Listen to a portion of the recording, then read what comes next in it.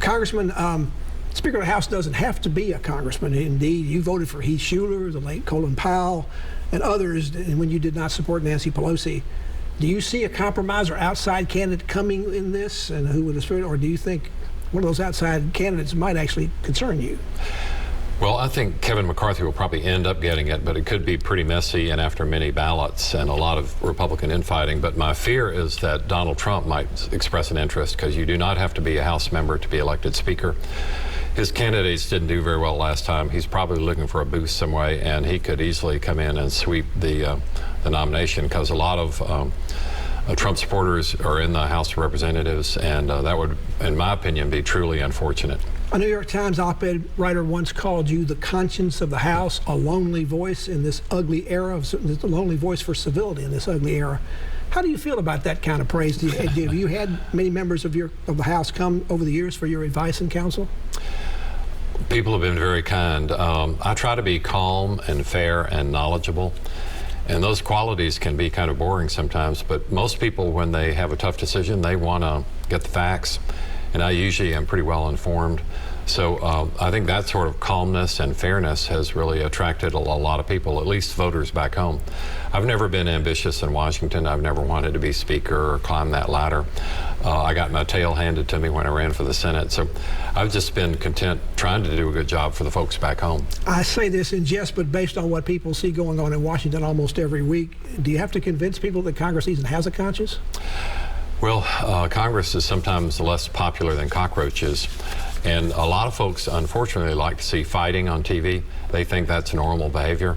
And they don't see me on TV fighting, so a lot of people are worried about me, especially the extremists in both parties. But that's just not my nature, and I don't think that's the way you solve problems.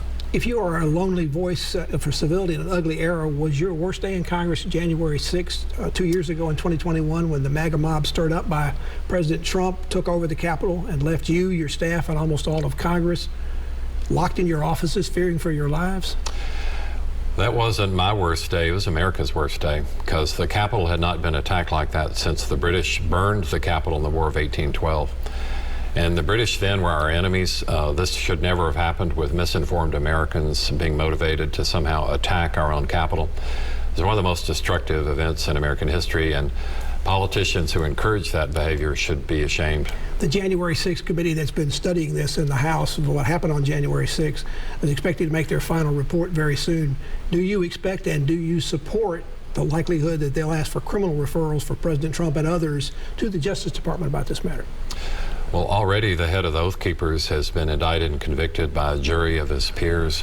There are other bad actors. The president never came down to the Hill, but apparently he threatened to do so, and he certainly motivated the crowd to do so, as did many other politicians who should have known better. So it's just one of those shameful, dark moments in American history. There have been other embarrassments in American history.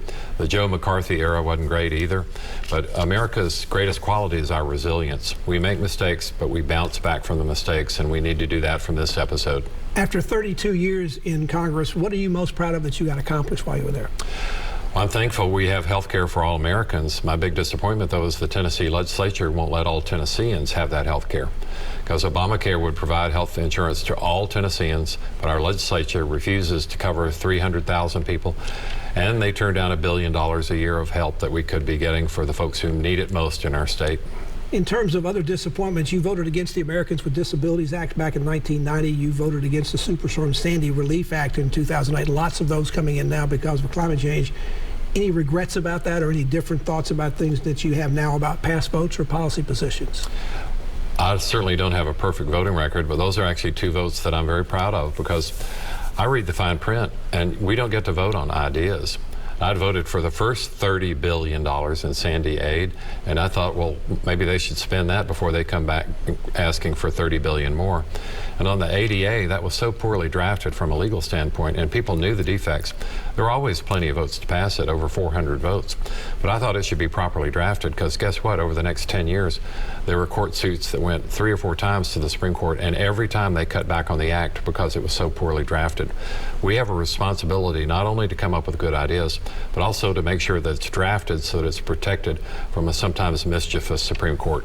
You created an award while you were in Congress. It's called the Golden Goose Award. It honors benefits of government-funded scientific research, which often sometimes gets ridiculed. Is that award going to continue? Absolutely. That's one of my proudest accomplishments. And what it does is give scientists better morale, because oftentimes they're the punching bag or piñata of unscrupulous politicians who make fun of what they're doing, when really the core of America is discovering new knowledge, doing fundamental research. We're the best in the world at it if we are just allowed the freedom to do it. And great institutions like Vanderbilt and our other colleges and universities in Tennessee are awesome at that.